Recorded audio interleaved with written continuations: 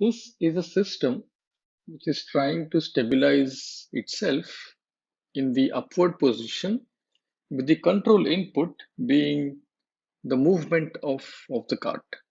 It goes, what you see is it goes to the upright position but fails to stay there.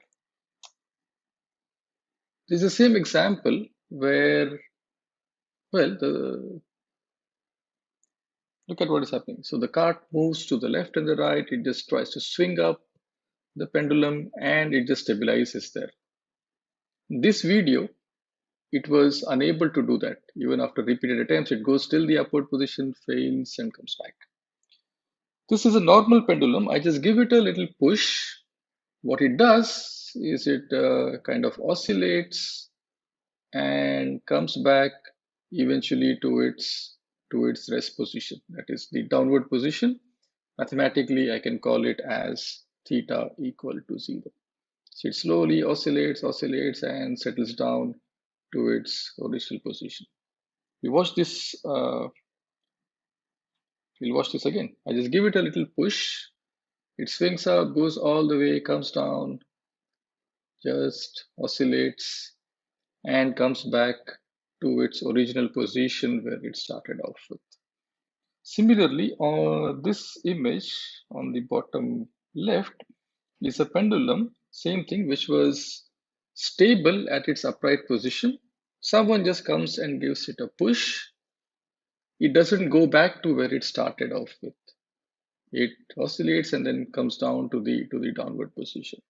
Whereas the one on the right of the bottom, if pushed away from where it started off, it eventually comes back to where it started off.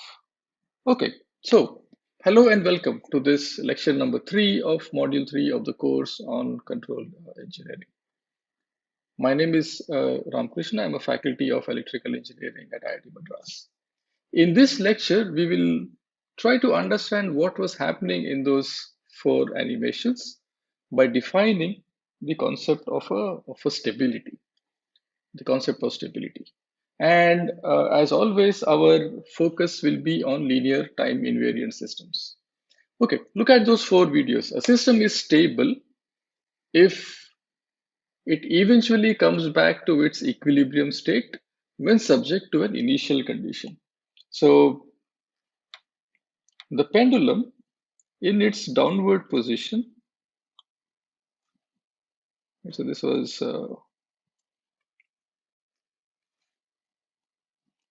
was my pendulum in its downward position. When pushed a little bit, it again comes back to its equilibrium state, or the state where there is no motion, that the angular velocity is 0 and the position is theta equal to 0. A system is unstable. I just look at the same thing now in an upright position. Say I just maybe try to balance this pen maybe on my table somehow, and someone pushes it, it just falls down, right? A system is stable if the output diverges without bound.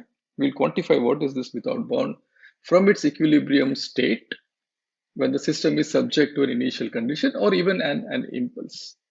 A system is marginally stable if it tends to oscillate about its equilibrium point subject to initial condition. There could be, if there is no friction, I sort of with say theta equal to say 20 degrees, the pendulum just keeps on oscillating like forever. The energy doesn't dissipate because there is no friction to dissipate the energy. I can also look at it in terms of the behavior of a circuit which has just an inductance and a capacitance with some initial condition. This is the harmonic oscillator, and the energy keeps oscillating between the magnetic part and the electric part. Okay, this now is kind of okay to understand the concept of stability, but how do we define it formally? I just cannot take arbitrarily a system, subject it to some condition, and then check if it goes stable or unstable. I just cannot really afford an experiment where my system just goes unstable. Okay, so again, we started off with by saying that mathematics is the best way to explain the physical world. We'll now see how mathematics explains or how mathematics kind of helps in analyzing stability of a system without actually as having to subject it to an input signal or a perturbation or an initial condition physically or practically. Okay, so let us start with by defining a bounded signal, right? A bounded signal, I'm largely looking here in terms of inputs and outputs, even though there could be a lot of other internal signals that we saw in one of our earlier lectures. As a definition says, a bounded input is a signal whose magnitude remains finite. It is some number. It could be a very large number. It could be a million, a billion, but it should be finite over all time. Okay, mathematically, how do I do this? So the magnitude of a signal u of t is bounded by some number n, which is finite or mathematically less than infinity. Examples: u equal to sine t is something which just keeps oscillating, right? So this is a sine of t. This is e power minus t, right? This is also a bounded signal. It starts at 1 at t equal to 0, and then keeps bounded for all times. Then you have this signal u equal to u of t is e power minus sine t. Will just have some kind of bounded oscillations. A constant signal is also bounded. I just say u of t equal to some number. That is also a bounded signal. Okay, what is an unbounded signal? Unbounded signal is just the opposite of it, that the magnitude just blows up to infinity. So signal of t, as t goes to infinity, the signal goes to infinity linearly. So e power t cos t goes to infinity exponentially fast. So this could be say e power t sine t, or even cos t will do the same. This is e power t, and this just go unbounded as time goes to infinity. Okay, just check if this t times e power minus t is a bounded signal or not. The answer will be hidden somewhere during this lecture, but you just find out. Okay, so how do I first define stability, right? So if I look at the systems where I started here, I give the system slight push, okay, which means it's a finite input, if I can call. The system just goes away from where it is actually supposed to be. Here, I still give it some kind of an input or some kind of an initial condition. It comes back to its original position. Okay, so how do I write this mathematically? So a system I'll call is stable if for every bounded input signal, the response remains bounded. Right? If the input is bounded by some number m and the output is bounded by some number n, if both are finite or less than infinity, then I'm good. The system is stable. A system is unstable if for any bounded input, the response is unbounded, right? Like what we saw for the signal. If say for some input, the output is e power t, then I will call that the system is unstable. So the first way we look at is what is the definition or how do we interpret a stable system is give any bounded signal, and this is for every bounded signal. It's not just, I just take one bounded signal, I get one bounded output. No, for any kinds of bounded signal, for every bounded input signal, all the corresponding outputs should be bounded, right? So here I draw this. Maybe this is the input signal. The output is also bounded. The input is bounded by this red dotted line here. Output is bounded by this black dotted line here. Okay, so unbounded, again, the bounded input signal will result in an unbounded. So here I just the signal just keeps growing with time, and I just cannot draw a line on the top and the bottom within which the signal will lie all the time. So how do we define bounded stability? Sorry, BIBO stability. For a zero, so for a system with an initial condition, if the system response asymptotically decays to zero within a decaying exponential envelope, then the system is exponentially stable. Let's say what is happening here, right? So here the system in this particular example goes down, starts from some initial condition and goes towards the equilibrium position. I can also have situations where I start with, so say if I say e power minus t sine t, we'll start with say some things, some signal like this. It will just be it will just have oscillations which will be damped out. This also is bounded from both sides by some kind of an exponentially decaying envelope. So that's what this means, right? So it goes to zero within an exponentially decaying envelope. The system is also called exponentially stable. And for LTI systems, and this is what our larger premise will be, exponential stability and BIBO stability are identical. We'll see this through lot of mathematical examples.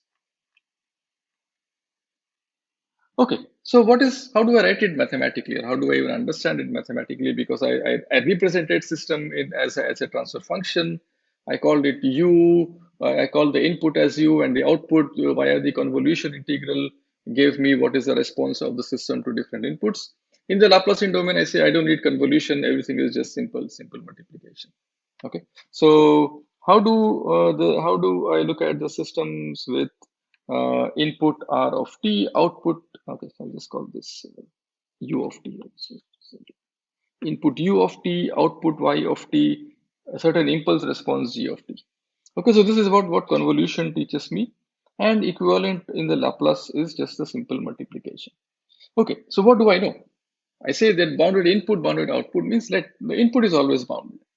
If U of t is bounded, mathematically this means this, then the magnitude of the output, what is the output? Output has this U, right? And this U is bounded by some this input is bounded by some number m, right? Which is less than infinity. Okay, so I can just go back. I can take U out of the integral, and I say, well, Y of t is less than or equal to m g of t. Now m is bounded. When is Y of t bounded? So this is the only quantity that will decide this integral decides whether the output Y of t is bounded or not. Okay, yes, and therefore this will largely be a system property. It's not a property of input and output, even though we say even though we look at how system responds to every bounded signal. Okay, so when is the output bounded? Now the output is bounded if and only if the integral is finite. Okay, so I can now mathematically say that the system is BIBO stable, bounded input, bounded stable, if and only if the impulse response is absolutely integrable, right? That the value of the integral exists. Just like e power minus t, the integral exists, right? So e power t, the integral does not exist. So this is examples of things. This is absolutely integrable. This is not integrable. Okay. Of course, to check for systems, I don't really like to compute these complex integrals. I would want something nicer, and something nicer. The answer to this was given to us by the Laplacian domain. And let's see if I can still make use of the Laplacian domain to check if the system is stable or not. Some easier algebraic technique. I just don't like maybe much of calculus. Okay, so what I defined was a transfer function g of s had some polynomial in s in the numerator, some polynomial in s in the denominator. All those examples that we saw in lecture number 2. In general, I can say that, okay, so without any specific systems, I can have a numerator polynomial and the denominator polynomial. I equate these polynomials to 0. Let's say I have something solving like s squared plus s. Okay, let's say transfer function is of the form s plus 2 over x squared plus 3s plus 4. This is one example of a transfer function. This is the numerator and this is the denominator. So I equate the denominator d of s to 0, solve for a quadratic equation in this case, or in general say some equation of s power n, I get some solutions. So s will be whatever in this case. So the roots of this are called the roots of d of s are called the poles of the system. Okay, I'm just looking at, I just said ds equal to 0. I find the values of s. This will be called as the poles of the system. Zeros similarly are when I set the numerator to 0, s plus 2 equal to 0 will give me s equal to minus 2, and this value minus 2 is now called as the 0 of the system. I can also loosely look at this as at the values of s, the values of s for which the transfer function g of s goes to 0. Okay, so poles, look at the denominator, set d of s equal to 0, find the roots, these are the poles. Zeros, set the numerator equal to 0, find s, and these are the zeros. So a system of this form, therefore, now has n poles, because the degree of the polynomial is n in the denominator, and m zeros. N poles and m zeros. And typically, we will see that the n will be greater than or equal to m for obvious reasons. Okay, a little example. I have a transfer function s square plus 7s plus 12 over uh, s square plus 2s plus 5. The zeros, so this is my numerator. I have a denominator. I equate the numerator to 0 to get 0. So here I'm solving a quadratic equation. And similarly, I set d of s equal to 0 to get the values of the poles. Okay, so the simple solution, this is all high school math that we are now dealing with. Okay, now, okay, why am I doing this, right? So, and okay, now I can represent this. This poles could be the solutions to these equations could either be real, it could be imaginary, and so on. So I will just write down any pole as a real component plus an imaginary component. And whenever there is a pole of the form s plus j omega, there will be s sigma plus j omega. There will also be sigma minus j omega. So the complex roots of an s equal to 0 or and ds equal to 0 will appear as, so there will be complex conjugate pair. Just like if sigma plus j omega is a solution, sigma minus j omega also is a solution. As a simple example, if I have a pole 1 plus j1, I will definitely have its conjugate also as a pole. Okay, so I will write, so mathematically or for notationally, I will denote pole in the complex plane with a cross, and 0 obviously with a 0 like this. Okay, so here these two represent the poles. This is also a pole, zeros are here. So this is just the solutions of this one. So I have zeros at -3 and -4, poles at s equal to 0, and then you see that this is a complex root, and they appear in as a complex conjugate pair. Okay, nice. Why am I doing all this? Does this give me a little more information? Information in the sense of, does this help me analyze stability? That's the topic of discussion, right? Okay, so I define a little more terms. When I say ds equal to 0, this is a denominator polynomial. This will also be called as the characteristic equation of the system. And therefore, the roots of the characteristic equation will now be known as the poles. Okay, the poles can be, as we saw, they could be complex conjugate. There was a pole at the origin. And let us say exhaust all the options that could be possible.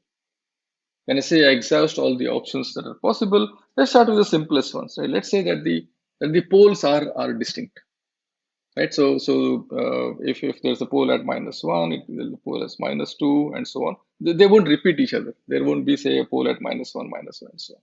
In general, it will be, but we are slowly getting to those conditions.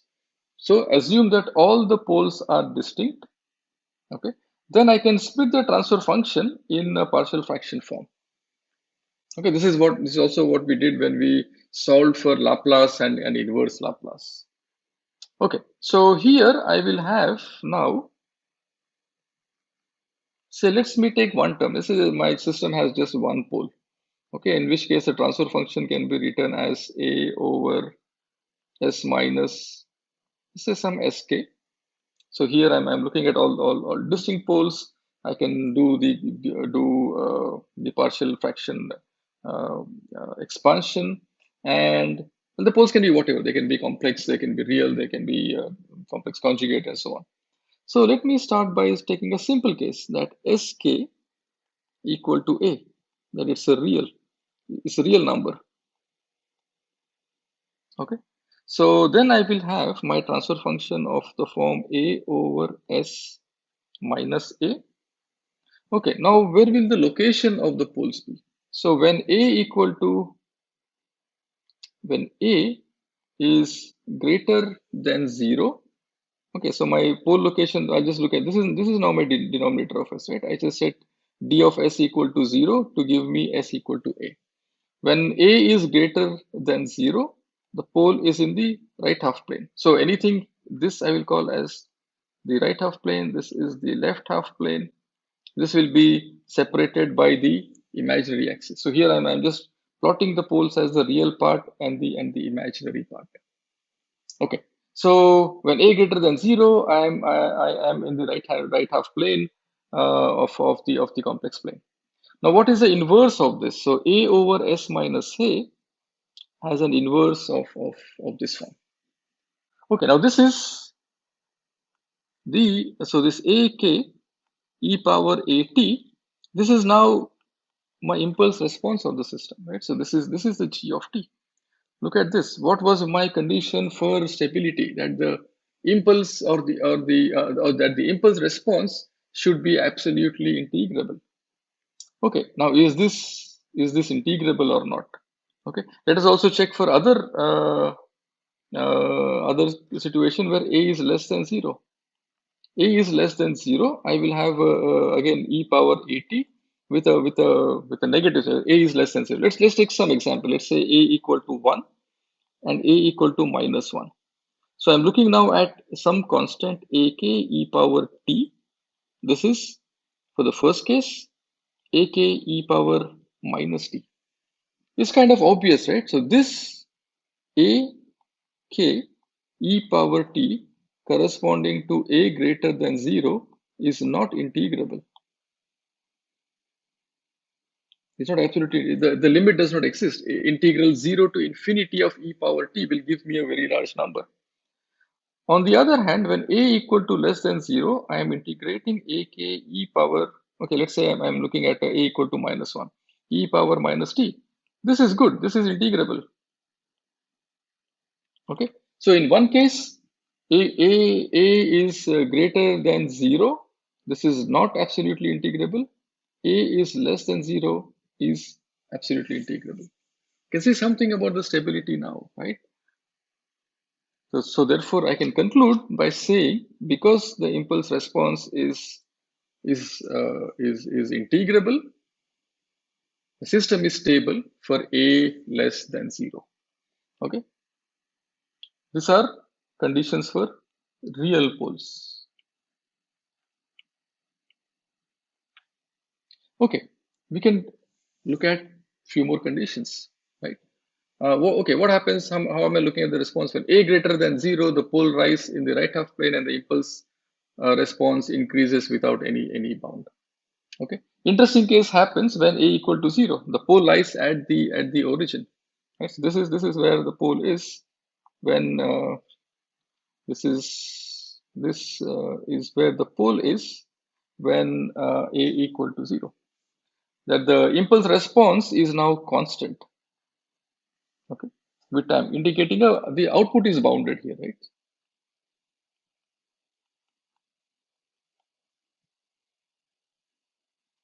But the system is not absolutely integrable. We will look at these kind of cases a little more carefully. We will not neither call this stable nor unstable. I just say the systems are not absolutely integrable, even though the output is bounded.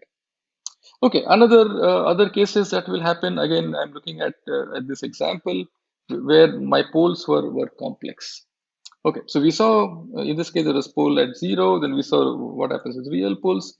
Other possibility would be complex poles. Okay, so complex poles again I can write down in the partial fraction expansion. I will have s. So the first term in the denominator s minus a minus jb, s minus a plus jb. Okay, so g of t will just be the inverse Laplace of g of s. So the situation now is that, so my impulse response will be given by a e power at cos of bt plus phi. Okay, this is okay. This is kind of bounded. A cosine signal is always bounded. So my interest is again still in this e power at. Okay, so b can be whatever. Doesn't really matter. Again, so for how do I look at this? The locations of these poles. Okay, so for a less than 0, the poles lie somewhere here. For a greater than 0, the poles go here. A greater than 0, poles are in the right half plane. A less than 0, the poles are in the left half plane. Okay, again, when a is less than 0, let's say a is a negative of 1. So I'll have e power minus t cos of bt plus phi. Okay, this I know. I've seen these kind of plots. These are things which just decay exponentially. Okay, and for a greater than 0, so two things, right? So for a less than 0, I have exponentially decreasing curve, right? Or oscillations which are kind of damped, but again bounded by some exponential curve on both sides. This for a greater than 0. So this is a less than 0, a greater than 0. Okay, my system response is kind of going unbounded. Okay, so what is common between this situation where I had complex poles and situation where I had real poles? Stability was for a less than 0. So I can say that stability, so one observation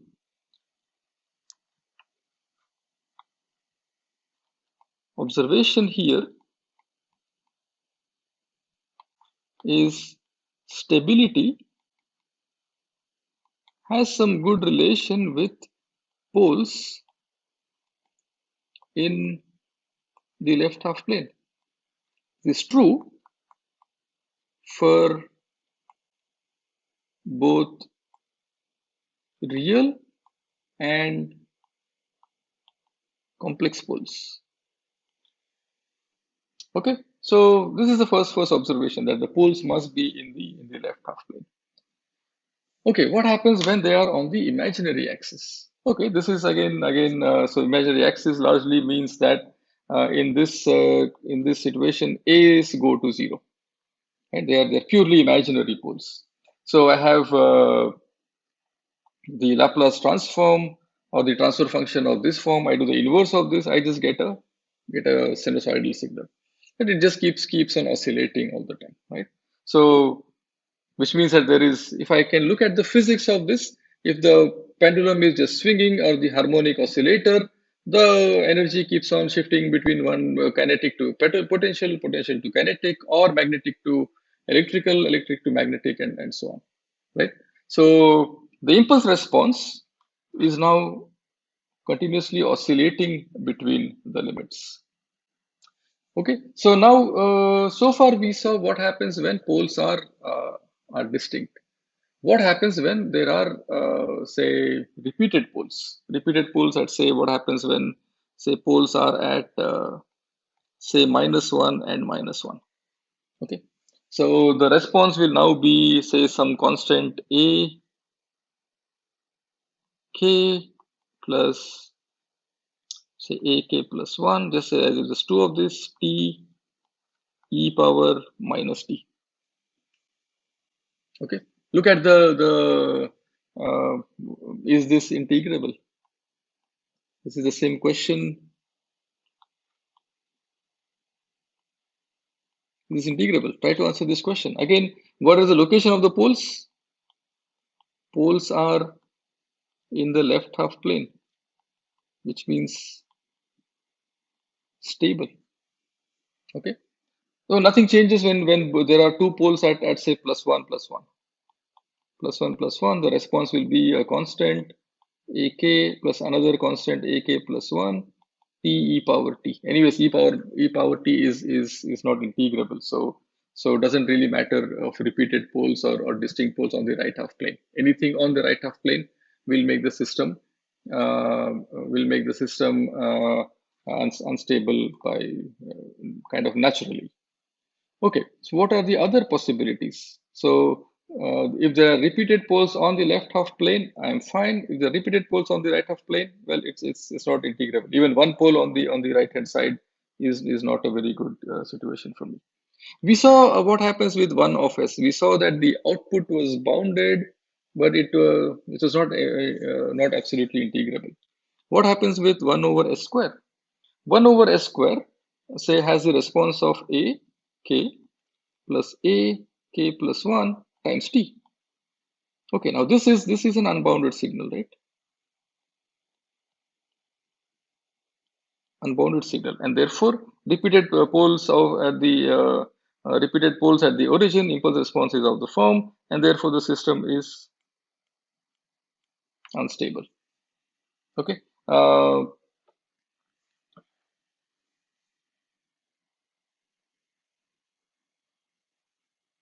Okay, then I have repeated poles on the imaginary axis.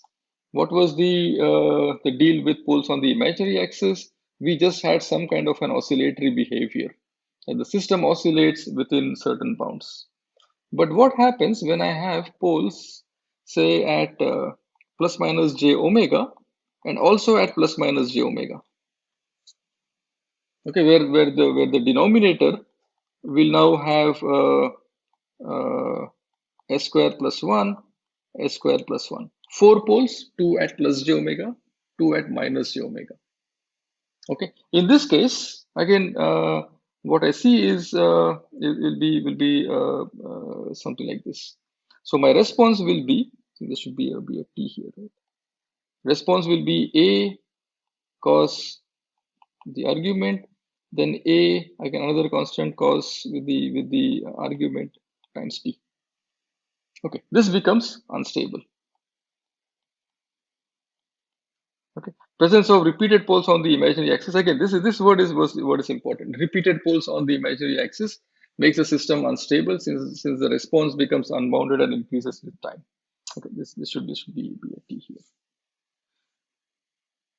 Okay, another question. Therefore, what happens when I have plus minus j omega plus minus 2j omega? There are two kinds of imaginary poles, but they're not repeated. One is at plus minus j omega, other is at plus minus, say, 2 omega. Check for yourself what could be the answer. But if we are uh, if we are confused, we can just look at this simple thing here, right? Anything to the right. Okay, maybe I just use the red color to make it sound a little dangerous.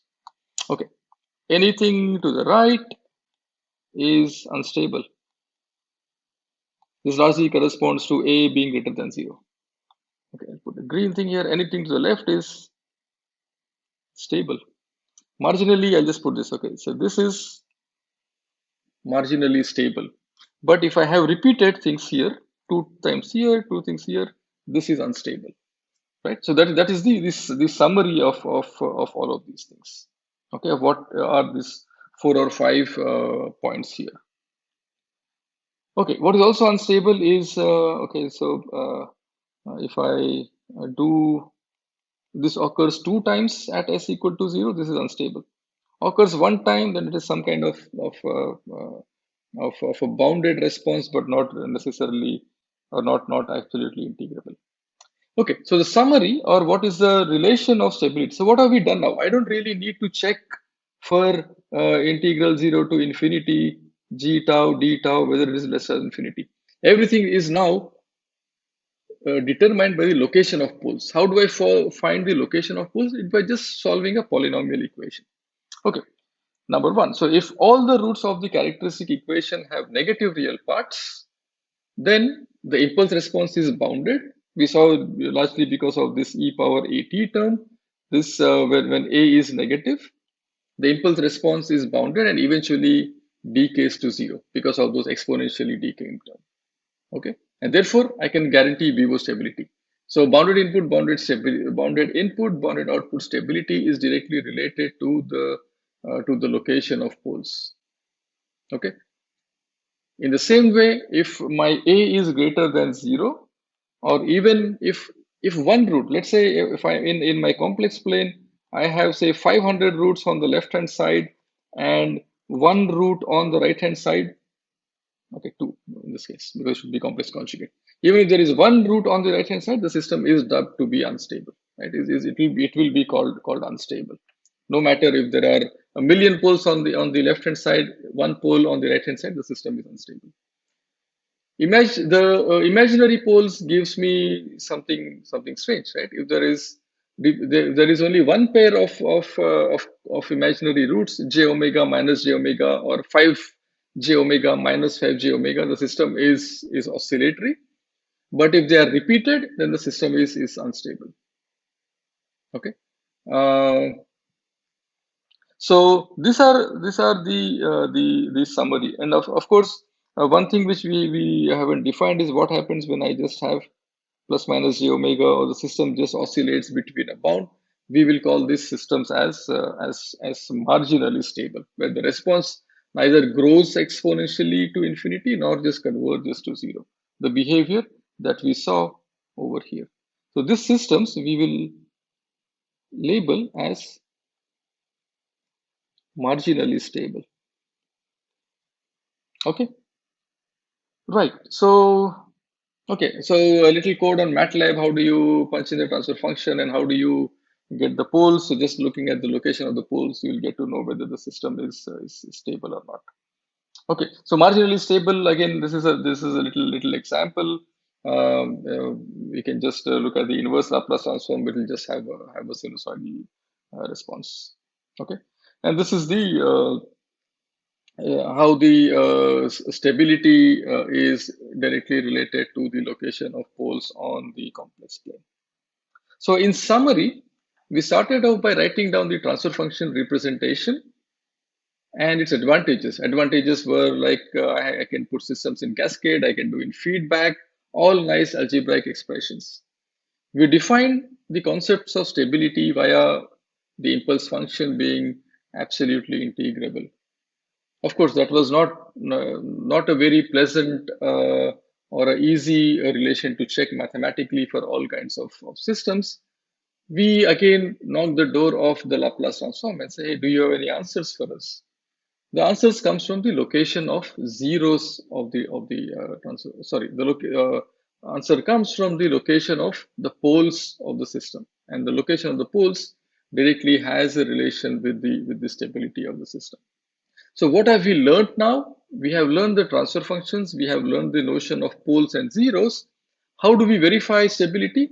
Just look at the location of the poles. If they are on the left half plane, the system is stable. On the imaginary axis, it's a little more complicated, especially when there are repeated roots on the imaginary axis gives me an unstable system. One pair of one pair of poles, conjugate poles on the imaginary axis give me marginally stable systems. Anything on the right half plane is unstable. Okay, so we'll end this lecture here. When we meet next time, we'll see a little more of how to understand response of a system, keeping in mind also stability of the systems. That's coming up soon. Stay tuned.